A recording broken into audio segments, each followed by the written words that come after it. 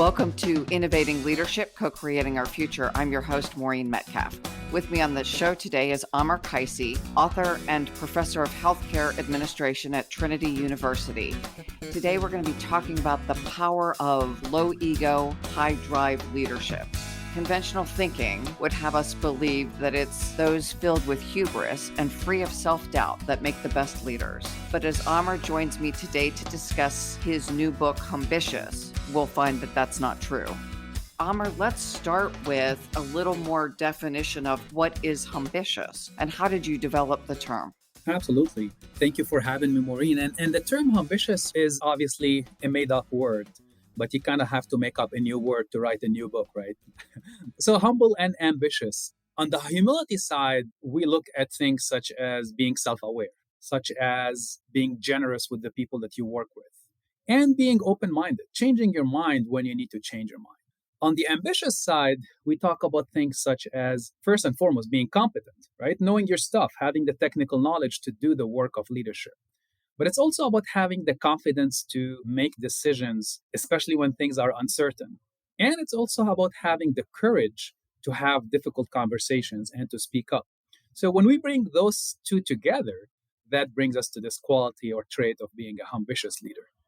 As I listen to this, I'm just really excited because we suggest that there are 7 competencies for effective leadership, and professionally humble is the first one. So let's go back to the humility part. If I were to turn the dial on humility, how much is right for the situation?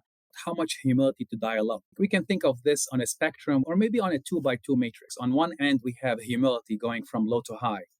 On the other one, we have ambition going from low to high. So in my work as an executive coach, I've worked with leaders who are high on humility, but low on ambition. We all know people like this. They're other-centered, they're very generous, but they lack the assertiveness. They get along well with everyone, but they don't get much done. On the other end of that, I've worked with leaders who are too ambitious, but not humble enough. Now, as we know, this is a dangerous combination because these types of leaders set bold visions, but they don't involve anyone. They don't listen to input, and they tend to leave a trail of damage everywhere they go. They're not that effective either.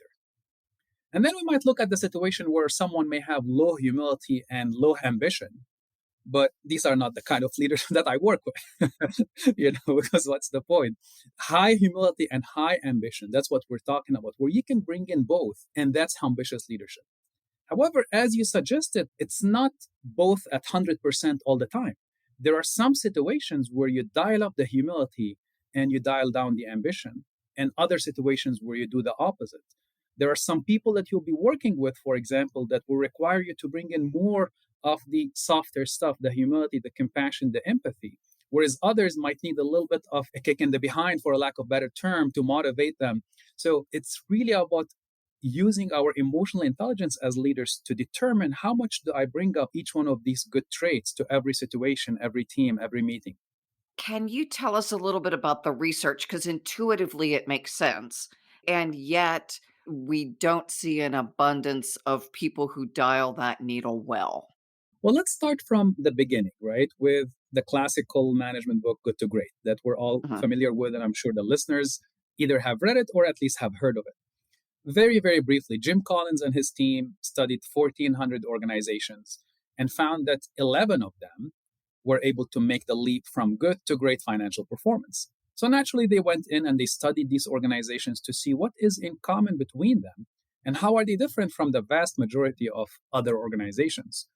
And what they found was one of the most important factors was the character of their CEOs. Now, remember, when the researchers went into these organizations, they were expecting to find type A personalities, bang on the table, authoritative types. But what they found was the total opposite, because all 11 of these CEOs were very humble. They gave credit to others when things were going well, and they took ownership, they took the blame when things were not. But they were not weak or passive leaders. They were fiercely determined, and they were very ambitious. But their ambition was not for themselves. It was for the team and for the organization. And as you recall, Jim Collins called these level 5 leaders. Now, good to great, this was 30 years ago. So the question is, do we have more current research that has looked at this balance of humility and ambition? And the answer is absolutely yes. I've spent the last 7, 8 years of my career looking at that research, curating it, understanding it, summarizing it. And we've had dozens of studies that have confirmed that this thesis of high humility and high ambition still holds till today. Just very, very recently, earlier this year, Harvard Business Review did a survey of more than 500 business people and asked them what are the expectations of leaders today, especially in this uncertain work environment. And one of the main characteristics was to have the ambition and the confidence to make hard decisions and to balance that with the humility to admit mistakes. The researchers called it being a humble hero, which is very, very similar to what we're talking about being a ambitious leader. We talk about it often as the mind of the scientist, that I'm experimenting, I set a path, I follow that path, but through the lens of, given the rate of change and the speed of change, I'm not going to get everything right. So that humility to be willing to change course, but also the certainty that I have to make a decision and I have the skills to make the best possible decision at this point in time, knowing that we're going to have to course correct. Yeah, that mindset of the scientist is what we refer to as open mindedness or teachability. It's about looking at the facts and making a decision. And then if the facts change, we come back and say, I was wrong, or I didn't look at this in a comprehensive way. And it's also about involving others in helping us make a decision. It's about recognizing that as a leader, yeah, I may be the CEO or the COO or whatever executive position, but I don't have a monopoly over the truth. There are other people on my team that will bring in different perspectives that I'm not aware of, and I have to listen to them. But eventually, as you said, it's still my responsibility to make the final decision. But I'm not making a decision by sitting in my office and closing the door and thinking about it really hard. I'm making a decision by looking at the facts and by involving others. That's where humility and collaboration are almost pairs on the mindset and behavior continuum, that I have to recognize that I don't have all of the information. It's not even possible anymore. You mentioned collaboration. I think a prerequisite for collaboration is curiosity. So let's say you and I want to collaborate on a project. We both have to be curious about each other's perspectives. Because if I think that I already know everything, then what's the point from the collaboration, right? Then it's not the collaboration. And I'm just asking you to do something and then expecting you to do it like I asked for it. So that curiosity mindset also relates to what we were just talking about a minute ago. And it's about assuming that I'm going to go into every conversation, every relationship, and I'm going to learn something new. I don't know everything. Yes, I have the expertise. Yes, I have the competence, but I don't know everything about everything. And because of that, I engage in those collaborative relationships. And it sounds like, again, the pairing, that curiosity goes with humility, because I have to acknowledge that I don't know everything. Especially in this day and age, right? With information overload that we have in any industry. Most of my work is in the healthcare industry. And things are changing so fast in that industry, but the same applies to every other industry. So any leader that pretends that they know everything, they're not fooling anyone. They're just fooling themselves. Our team members know that we're not perfect. They know that we don't know everything. So why even pretend? Again, competence is a non-negotiable. Knowing your stuff is a non-negotiable. But you show up as someone who is humble by telling your team members, I have some areas of expertise, but you all also have some areas of expertise, and I want to lean on your expertise. I want you to support me. I want you to tell me, when I have blind spots, when I'm not seeing the situation comprehensively. You coach, and one of the things I'm curious about is when I run into leaders who are kind of the old mindset, but the mindset I was raised with, as the leader, you're supposed to have the answers. Mhm. It's our roles to help leaders see that there's an alternate and more effective path. But if my entire view of myself is I have the answers, it's hard to unlearn and shift focuses. Are you finding something similar, and that a lot of your work revolves around that mindset shift? Yeah, It may be an old-fashioned mindset, but I see it sometimes among the younger leaders as well. In my day job, I'm a professor of healthcare administration. I teach graduate students who are getting ready to go and become hospital administrators. Okay. Many of them, as they are graduating and going to take their first job in a hospital, they are scared by the fact that they're not going to know everything, right? And say, well, how am I supposed to go and lead a team of directors, for example, who have been there for 30 years and I know nothing of what they know? And that's the mindset we need to change, And I tell them, your role as a leader is not going to be to know everything, because obviously those people know way more than you do. Your role is to support them. Your role is to be of service to them, right? And that's how we start changing our mindset. And that's how we accept the idea that a leader doesn't know everything. When a leader is going into every situation trying to prove themselves, like some of my students have that mindset, right? They think every meeting, I have to prove myself. Every conversation, I have to prove myself. When we switch from the mindset of proving to the mindset of improving, that makes the whole difference. And that's what I try to work with them and say, think of your interactions with some of those directors who have been in the organization for 30 years as a chance to improve, as a chance to learn from them, not as a chance to impress them with your knowledge and your skills, because they're not going to be impressed with your knowledge and skills. What they're going to be impressed with is your attitude of learning.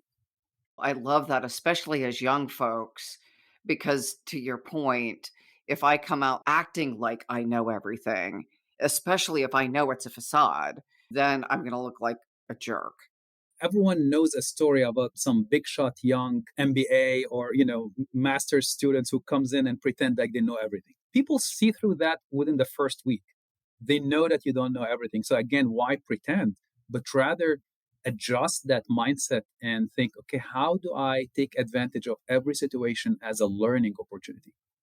Again, it feels like a mindset shift a little bit, helping leaders move from I'm supposed to have the answers. It is a huge mindset shift. My hope of writing Humbitious was to help people start making that mindset shift when they see the evidence. This is not the first book on humility and leadership. There's been several other books, very good books on the topic. Mm-hmm. What I try to do is to say, okay, I want to bring in the research. And that's how I hope people first be convinced that, this is not just the opinion of some professor. This is not the opinion of someone who calls themselves expert. This is all based on years and years of research published in robust scientific journals. We have a lot of that research. When I started working on this project 7-8 years ago, I was so surprised by the amount of research that's being produced on leadership in general, but especially on humility and ambition in leadership. But there's a problem. All of that research is published in obscure academic journals that no one really reads, right? I mean, maybe it's like me and 9 other professors in the country that read that stuff. The busy leaders who are out there, your listeners who are so busy putting out fires every day, leading teams, taking care of projects, they don't have time to pick up Academy of Management Review and read a 30-page article on the interaction between humility and confidence, right? No one has time for that. And that's why I curated that research and summarized it so that it can be easily accessible for leaders. And hopefully when leaders look at this body of evidence, they say to themselves, you know what? There is proof that this approach works, and I need to start working on changing my mindset in that direction. I would love for our listeners to hear some of the highlights of that research, because you've invested a great deal of time curating that content. And I think for some of our listeners who think that's a nice idea, but I'm not sure I buy it yet, let's help them move to, okay, there is good evidence.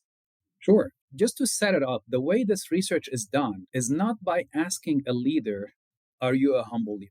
Or asking them to take a self-assessment, because we both know it doesn't work, right? If you ask someone who is very humble to rate themselves on humility, they're going to give themselves low scores. Whereas the arrogant person is going to give themselves high scores. So self-reporting doesn't work. So what researchers do is they ask the team to rate the leader. They give them a tool, and we have some valid, reliable scientific tools that measure humility and leadership. So the team members rate their leader on aspects of self-awareness, open-mindedness, generosity, and so on and so forth. And then we take those teams that say my leader is humble and we compare them with teams who say my leader is not, right? My leader is further from the humility, score. And what we found is the people who work for humble leaders report a number of different things. They say that they are happier at work. They feel more empowered. They collaborate more with each other. They speak up more, which tells us there is psychological safety. And we can talk about that in depth a little bit later if you'd like. And they also miss less days at work. They're less emotionally exhausted. They're more resilient and they're more productive. They do more at work. So we start looking at this research and we start realizing that this trait of humility and leadership is not just some soft thing, a touchy-feely thing that's nice to have. It's absolutely necessary for all of these important outcomes that I just measured. I mean, we're talking about employee engagement, right? We're talking about productivity. We're talking about innovation and creativity. All of these things are important outcomes that every organization and every team, regardless of industry, is tracking right now. And here's this evidence that leader humility leads to improved outcomes. The other research that I want to share is the research that directly connects leader humility with improved financial performance. Now, people are not expecting that, right? But we have also evidence that shows that humble leaders don't just make everyone feel better. They produce several times the return on asset that a non-humble leader produces. So again, this is evidence that this is the right way to treat people. This is the right way to behave. But thankfully, it's also the most profitable way to lead for an organization. So again, without making things too academic and too stuffy, we have this evidence that when you have a humble leader, that can be a competitive advantage for the organization. And yet it seems that they're still in the folklore that people imagine the effective leader being more ego-based, more right and wrong, more good and bad. How do we change that view? Because when corporations or organizations still hire for that outdated mindset and behavior, we're not moving the needle in the way that will allow us to be more effective and more profitable. Maureen, I believe we can change the mindset by doing two things. The first thing I've already talked about, which is sharing the research and the number and the data. Uh-huh. The second way is by telling stories. One of the stories that I like to tell, because I believe everyone has that story in the back of their head, is the story of Steve Jobs. Because every time I'm talking about humility, someone who is in the audience will raise their hand and say, what about Steve Jobs, right? He was not a ambitious leader, right? In fact, he was a jerk. Everyone knows that. You read his biographies, people will say he yelled and screamed, he didn't respect people, he took credit for their ideas and all of that. So people ask, okay, how do we understand that?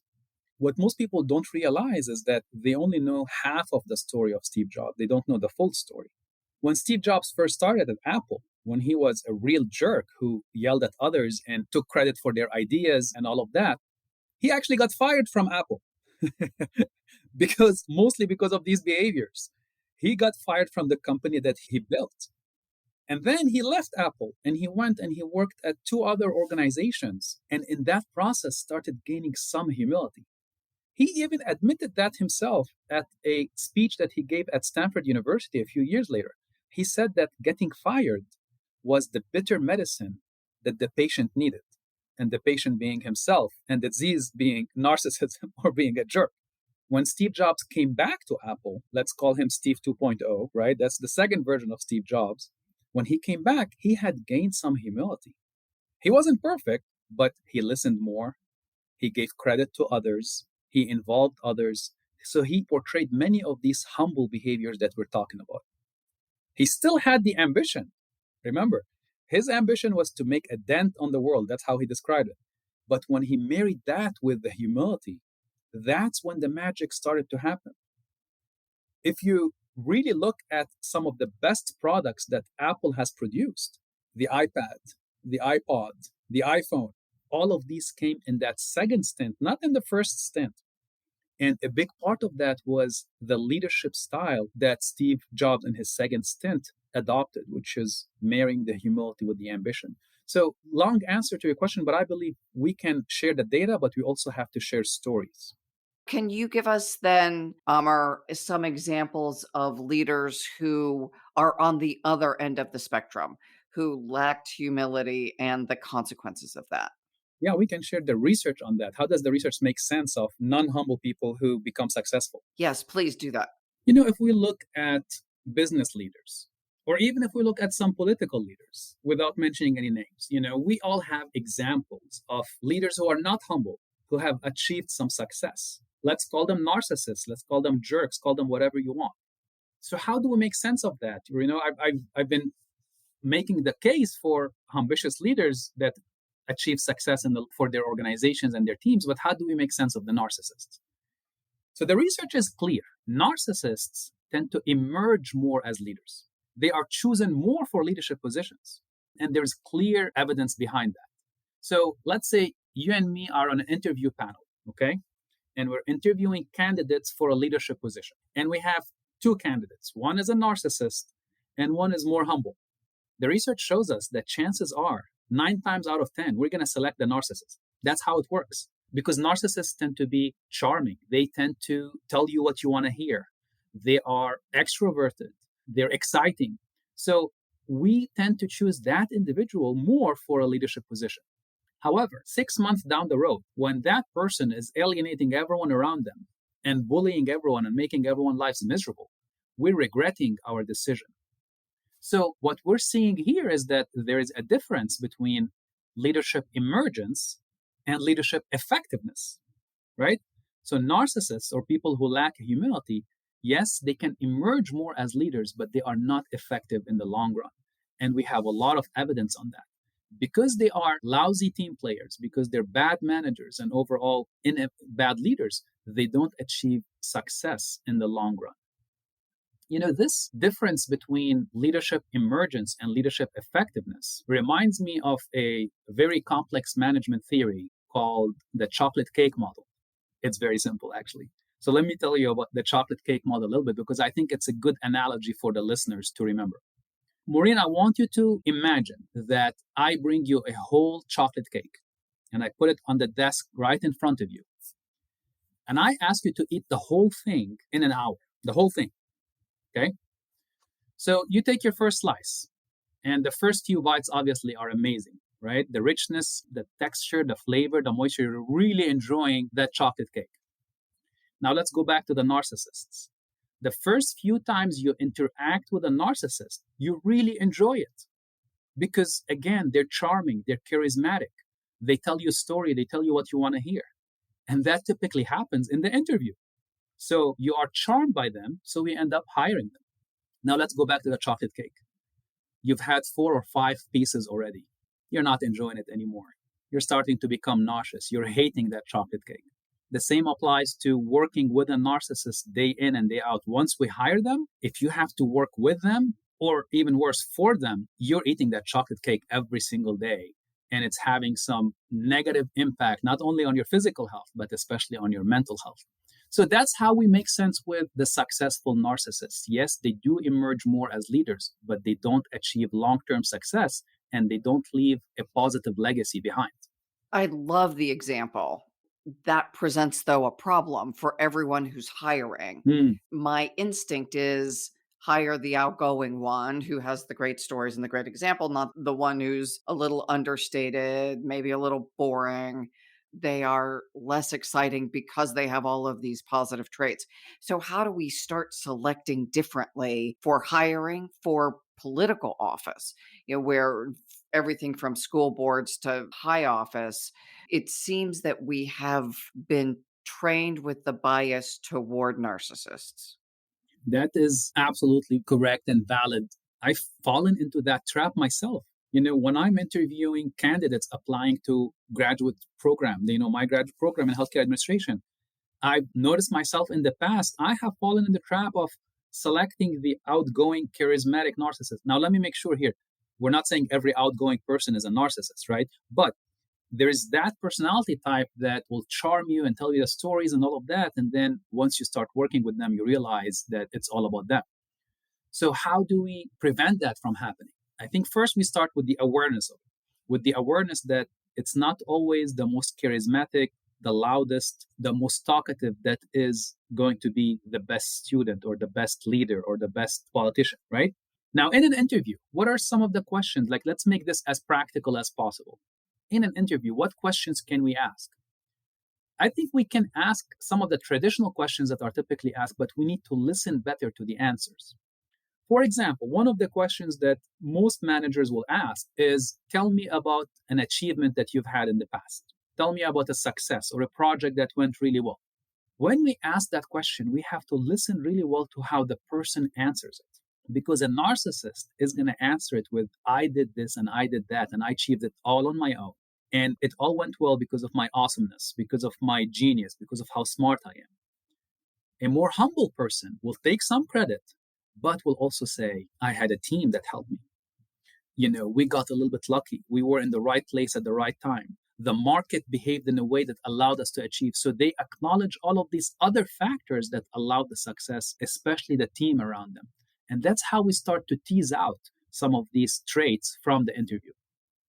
Another question we can ask is about previous mistakes, right? Things that didn't go well. And here again, we can listen carefully to how the narcissist answer, because the narcissist is not going to take any ownership. The narcissist is going to say, yes, things didn't go well because that person didn't do what they're supposed to do, and the suppliers didn't bring the products on time, and this and that. So they're not going to take any ownership for the mistake or for the failure. A humble person will take ownership. A humble person will say, you know what? Yes, there were some things that went against us, but I am the leader. I was the leader, so it's on me. It happened on my watch. It wasn't my fault, but it still was my responsibility because I was the leader of that team. So we can start asking questions like that and listen really carefully to the answers. And that's how hopefully we start weeding out some of those narcissists and jerks in the interview process. What if you inherit a team that already has narcissists and jerks in it? Because that happens for many leaders. You don't always pick everyone. Sometimes you inherit teams that have existing people in them. My advice is first try to work with that person who is more on the narcissism side, on the jerk side, only cares about themselves, and see if they're coachable. And many of them are. Many of them just lack that self-awareness. They don't know that this is how they're coming across. They don't know that this is the impact they're having on others. So we can start working with them and coaching them and giving them chances, and many of them will improve. But if someone is given several chances and do not improve, it's our responsibility of leaders to really kick them out of the team, to not allow that behavior to remain on the team because they can have a toxic effect on everyone else. I love that you went to how do we help them shift? Because again, it seems like everything's a continuum. If someone is a narcissistic personality disorder, that's a different thing to fix than lack of self-awareness. And so it sounds like my first step is to tease out where is someone on that continuum, and can I help them shift? If they are truly narcissistic, sociopathic, whatever that is, they should be an alumni of my organization. Yeah. I like the visual of the continuum because on that continuum, we have one end, which is arrogant, narcissist, all of that, right? In the middle, we have the ambitious leader. And then on the other end of the spectrum, we have the passive person that it lacks the assertiveness and all of that. Most leaders that fall into that category that you just described are not going to be on the extreme of narcissism, like you call it, like a clinical diagnosis, right? Most of them are going to be somewhere between the ambitious and the narcissist. And many of them have ranges. We all have ranges, right? So they may be starting at the higher end of their own range, but we can probably bring them down about 10 or 20 points towards the middle of that continuum. And that's the work of coaching. That's the work of mentoring. That's the work of their bosses who really want to invest in them because they see potential in them. They see that their ambition and their drive is so valuable for the team, but only if we can temper it a little bit with some self-awareness, with some generosity, with some open-mindedness. I absolutely agree. And I want to go back to something you said earlier. If you inherit a team, so there were conditions that attracted those people, whether it was just the hiring, but also likely the culture and the systems that allowed them to stay. So it sounds like not only do I help people build self-awareness, but I also create a little more heat in the system for making that narcissistic or jerkish behavior uncomfortable. Part of it could be cultural, part of it could be consequences, significant like pay consequences. But I need to build the system that holistically doesn't invite them into my home. And then if they happen to wander in, I need to make the home uncomfortable for that slice of person. They don't get oxygen. Yeah, yeah. I worked with a healthcare leader once who had that mindset about the team that he had. He was a vice president of strategy for a large health system. And the way he picked the people who worked on his team was he wanted them, first of all, to be super smart, to be collaborative, and to have a low ego. These were his criteria. And most of the time, he managed to bring in people that met these criteria, but every now and then, someone will slip in. Again, we're human beings. We're going to try our best in an interview process, but some people can fake their way through an interview process. So his approach to that was, as soon as those narcissistic tendencies or jerk tendencies start showing up in a meeting, he will immediately grab the person right after the meeting. He wouldn't wait. Just grab them aside and say, you know what, man, you're way too smart and we want you to succeed on this team, but this behavior is not going to be tolerated. At this meeting that we were just in, you kept on interrupting people. You didn't listen. You pretended like you knew everything. And this behavior is not going to fly here. We're not going to allow this to happen. So I'm going to give you another chance to start working on this. But I want you to know that I won't tolerate that in my meetings.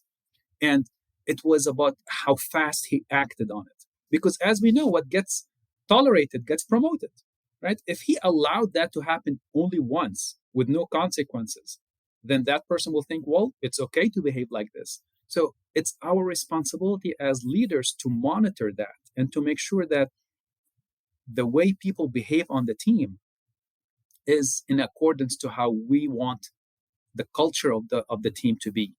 And I want to make sure that we're clarifying here that we're not saying that people can't disagree with each other, right? We're not saying that people can't push back on each other. That's not it. Actually, we want that on our teams because that's the only way we can come up with great ideas. But it's about how we do it. Is that team member coming into every conversation assuming that they know more than everyone else, or on purpose interrupting others or not listening to them, right? So that's the behavior that we want to weed out while we're still allowing room for some healthy conflict to happen within the team. Yeah, I'm thinking of things I teach, just sentence stems. Would you consider an alternate point of view? Or I see it from a different angle, not you're wrong. Absolutely. I love that last way you framed it. I see it from a different perspective, from a different angle. I see things differently, right? I get that question a lot from leaders that I'm coaching who want to push back on their boss, right? Which is a very dangerous thing to do, as we all know. How do I go about pushing back on my boss in a way that allow me to keep the relationship? And that's one of the scripts that we use, very similar to what you said. I see things a little bit differently. Will you allow me to share with you how I see it? Right? And then you gauge whether your leader is open to it or not.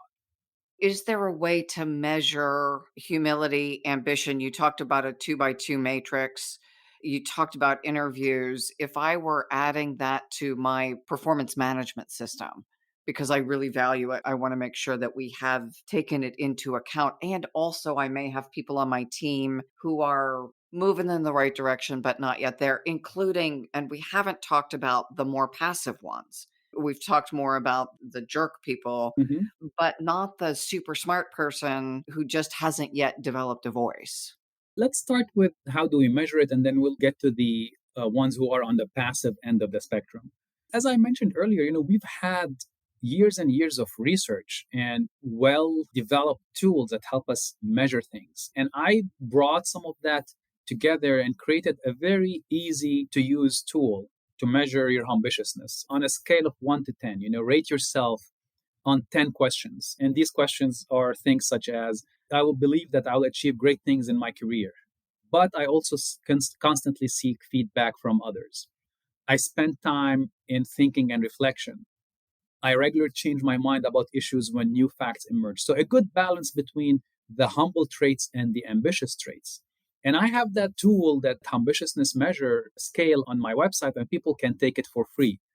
But again, I would also encourage people not just to take it for themselves, but to ask the people that they work with or their friends and their family members to rate them on it. And this way, you start getting more information. You start uncovering some of your blind spots by having others tell you how you're coming across and whether you need to dial up your humility or your ambition. So we have the tool.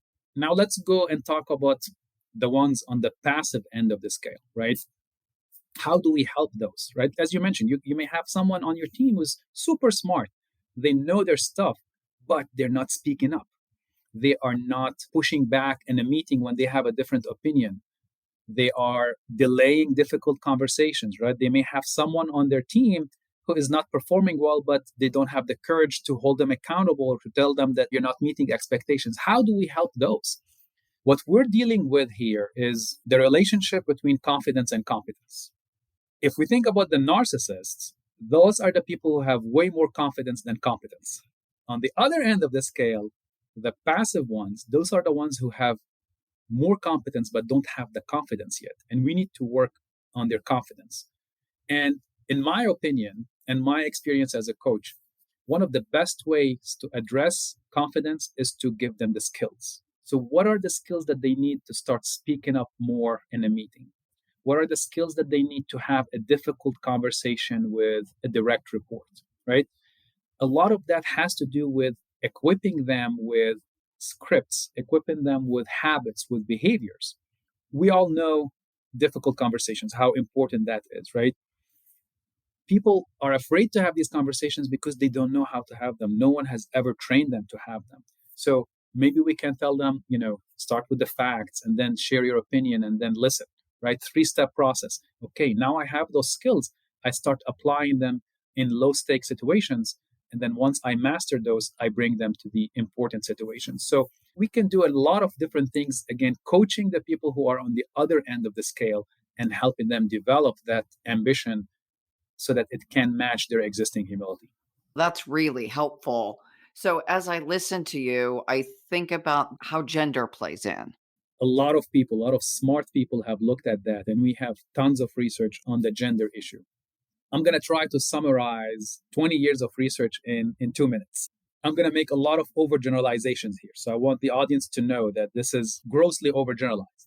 In general, the research shows us that men tend to be higher on ambition and lower on humility. And women tend to be higher on humility and lower on ambition.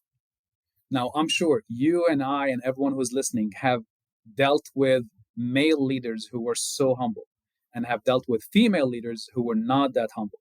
But in general, the whole body of research shows that this is how the two genders fall, is the men need help more dialing up the humility, the women need help more dialing up the ambition.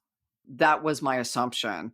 And as you talked about the competence confidence gap, as a person in a female body, I am more likely to experience imposter syndrome compared to my male colleague with equal skills. Yes. So it sounds like the antidote for either side is paying attention and also having the stories and the models of this is what good looks like. Yes. Presumably, young boys are raised with the model of more ambition. Young girls are raised with the model of more humility. It's not just physiological, but also sociological. A lot of it has to do with parenting and the school system and the educational system and all of that. I would say a big part of it has to do with that. And I see that in my coaching work. You mentioned imposter syndrome. I like to call it imposter thoughts, by the way, rather than syndrome, because I think the term syndrome has some negativity associated with it. So we start thinking about it as a disease that we have to cure. I think imposter thoughts is a little bit more liberating in that these are just thoughts that come to us and we can change the way we think and we can overcome them. But you're right, women tend to experience that more than men. At the same time, they do face a double bind in many organizations, in that the expectation from a female leader is for someone to be more humble, right? More compassionate, more caring, or that dreaded word, more nurturing, right? Women are supposed to be more nurturing. I'm doing air quotes here. So that's the expectation. But the story that most people tell in an organization about what a leader should look like. It's type A personality, walks in the room, commands the room, my way or the highway, all of that. So there's a huge gap between the expectation that some cultures have of women and the expectations that some cultures have of leaders. And that is where the problem lies in that women are encouraged to lean more on what comes naturally to them. But when they do that, then they are not seen and not promoted into leadership positions. Interesting, as you're speaking, I'm thinking of a client who hired me to help a leader become more, quote, leaderly. And it was, in this case, it was a man. And he was very high on the humility scale, just a beautiful, beautiful man, but not as assertive. And so not perceived as leaderly. And yet he had, I believe, the Humbitious qualities. He was very nurturing. He was a palliative care doc. So his role was helping people navigate challenges in life, end of life type challenges often. So you would want someone nurturing. You didn't want Steve Jobs in that role. And yet the perception, and this comes back to, I think, another double bind, that we perceive leaders as this more aggressive type behavior as equaling good. I'm wondering, it sounds like one of the really important contributions your book makes is giving us models for what ambitious looks like, so we can move away from Steve Jobs 1.0 as good and someone like this gentleman as bad, and rather find the middle ground that is humble, ambitious, but not sociopath, and also not smart and passive, that we have to have a band in the middle. And the reason I say band is some organizations are going to want more smart and collaborative. Some business organizations are going to want a little more assertive. So there's probably a band where I, as an individual, will be a best fit given my wiring and upbringing and everything about me. Yeah. Back to your client, right? I'm sure the advice for that leader is to be more assertive, right? Don't sit on the sidelines, be more involved, speak up early and often in meetings, develop the skills to have difficult conversations. When we think about all of these skills and habits, none of them goes against humility, right? They're about dialing up the assertiveness and the ambition, but that doesn't mean that you can't maintain your beautiful nature as you described it, as a humble person who is compassionate and caring and nurturing. And that's the point from the book, and that's the point I'm trying to make, is these are not mutually exclusive. It's not an or, it's an and. We can be both compassionate and strong. We can be both humble and ambitious. Unfortunately, in that case, I think the organization had the expectation that that wasn't true.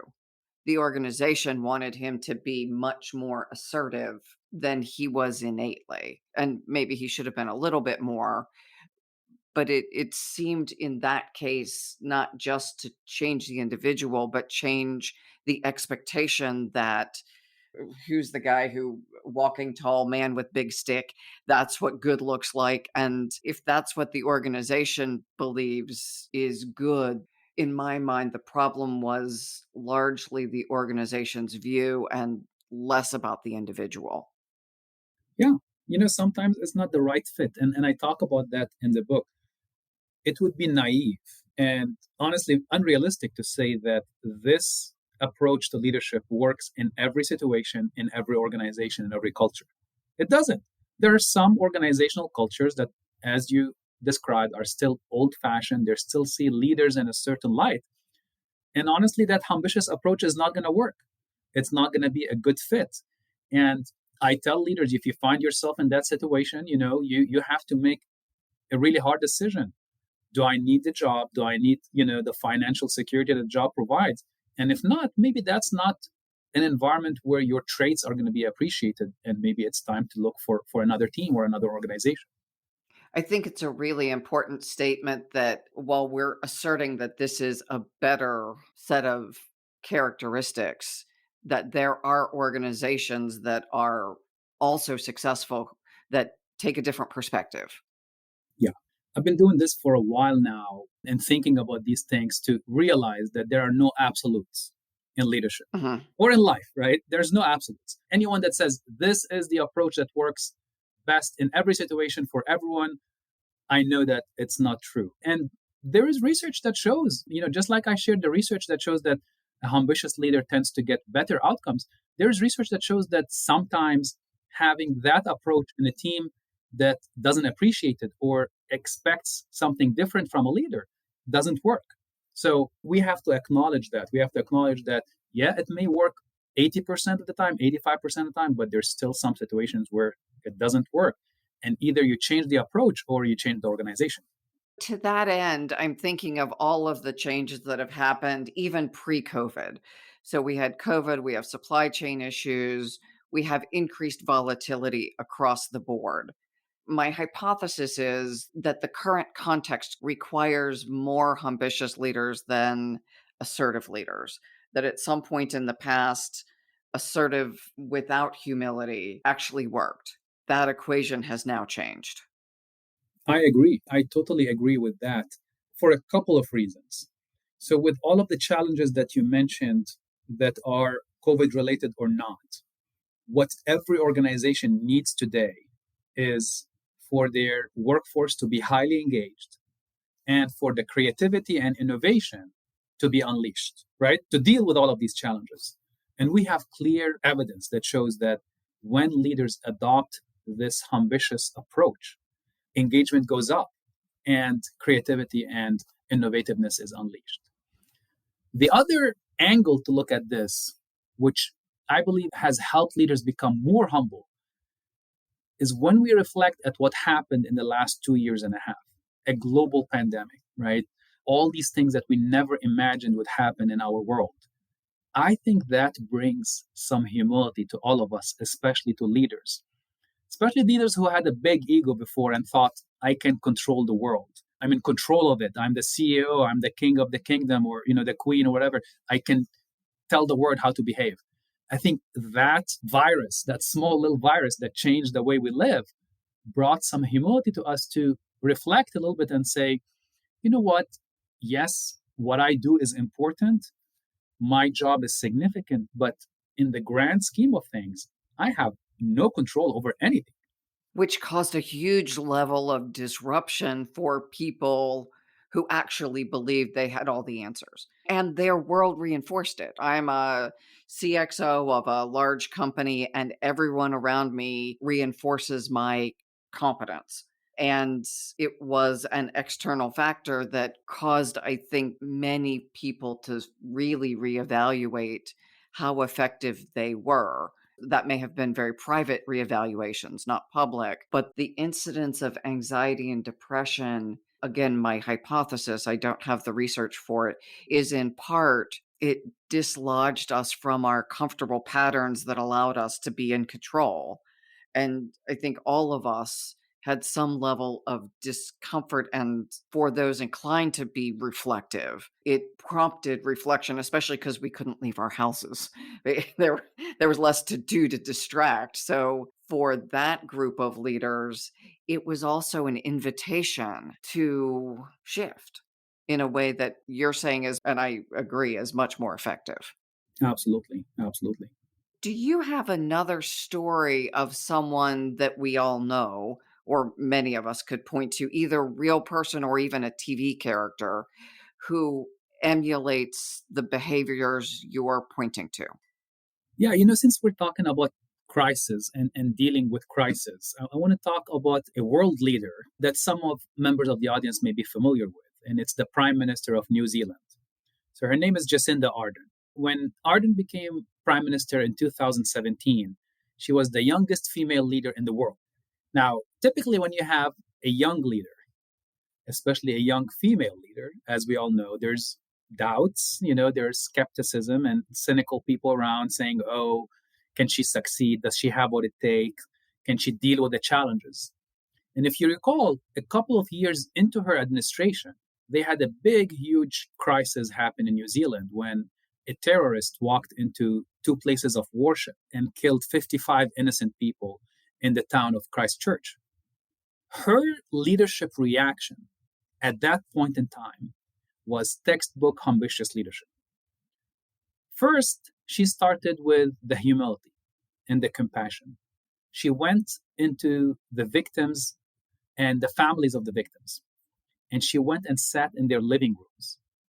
She listened to them. She cried with them. She mourned with them. She supported them and comforted them. She did that for about 2 weeks. But then, when the mourning period was over, she went straight to Parliament and demanded that they pass gun control laws to prevent this from happening again. Now, I'm not going to get into the politics of gun control, but the point I'm trying to make is how decisive and brave she was to make sure that Parliament passed a legislation that had been dragging on for years and years. That legislation became law in a couple weeks, and it was all her drive and her ambition. So we see how this leadership approach is especially appropriate in situations of crisis because you want to balance the two. You want to show the people who are suffering compassion and empathy and care, but you also need to make decisions. You also need to take action. A couple years after that, COVID-19 hit, and it hit the whole world, not just New Zealand. But here again, Jacinda Ardern's reaction to that crisis was textbook leadership. First, they started with the decisiveness. They closed their borders right away. They imposed an immediate lockdown. And we can debate forever whether that was the right thing to do. I know everyone has a different opinion about that. But she did that early on. And then for the rest of the time, she dialed up the compassion and the empathy. She showed up every day on social media, live streaming, talking to average citizens, reassuring them that the government has got their back. The government is going to continue to support them during this difficult time. And here again, we see her balancing the empathy and the humility with the strength and the decisiveness.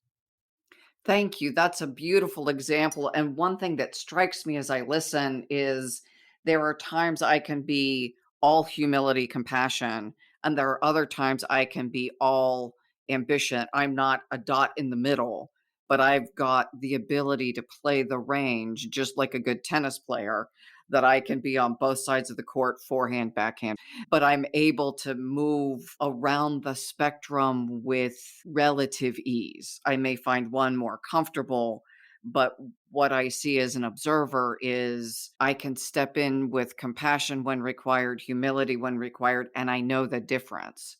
And so, as we're coming to the end of the show, I think it's beautiful that you've given us an example. When I'm thinking about hiring someone on my team, I might ask a question related to how did you deal with a difficult situation? How did you show care? And how did you get results? Something like that. So I'm testing for not just I, as you said earlier, it's we, it's luck, it's I nurtured people, I taught people, I coached people, and we drove hard to get the results we needed during this time of crisis.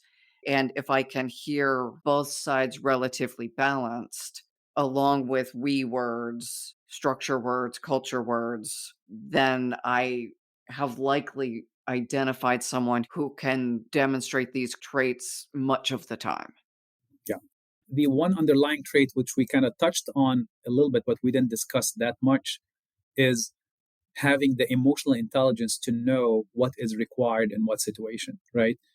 Do I start with dialing up the humility and the empathy, or do I start by dialing up the decisiveness and the ambition, right? What kind of crisis is this? What kind of situation is this? And what do I dial up and dial down depending on my feelings, but also the feelings of the people around me and what the situation requires? So a strong both situational awareness and personal awareness. Yeah. Beautiful. So, Amer, you referenced earlier the Humbitious assessment on your website. How would our listeners find that? Sure. So it's available on my website, amerkaissi.com, AmerKaissi.com, which is also the book's website. They can go there, they can take the test. It's available for free. They will get a score that tells them where they are. But again, I would highly encourage that they have others do the test for them so that they can get some different perspectives. Thank you so much. And I want to thank our listeners for engaging and for the important work you're doing at this time in history. And I invite you to take Amer's assessment and really reflect on how are you balancing your own humility, your own ambition. Are you effective at navigating that spectrum? Do you have the emotional intelligence, the situational analysis to self-gauge? And if not, are you getting feedback from others who can help you navigate that process? Thank you for listening. I invite you to sign up to our LinkedIn newsletter, where you will get to hear Amer and read his blog and others every week. We are here to serve you to ensure that you are getting the most relevant leadership content so that you can stay current in this challenging time. Thank you for listening.